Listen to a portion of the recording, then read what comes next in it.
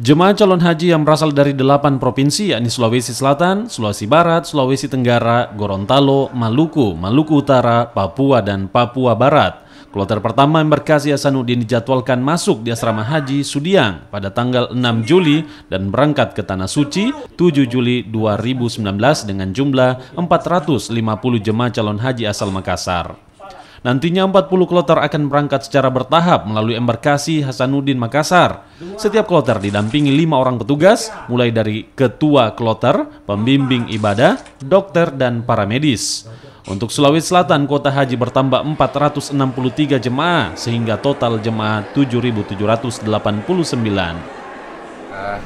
Di embarkasi Makassar, dan rencana yang kita berangkatkan jemaah haji khusus untuk di Sulawesi Selatan itu 7.789 orang. Kalau di embarkasi Makassar 18.000 lebih yang tergabung dalam 8 provinsi. Jadi khusus untuk di Sulawesi Selatan cuma 7.789 orang. Kemudian persiapan kita kemarin sudah ada pelantikan PPIH embarkasi Makassar. Porsi haji kita itu ada peningkatan penambahan sebagaimana kebijakan pemerintah penambahan 10.000 jamaah untuk tahun ini.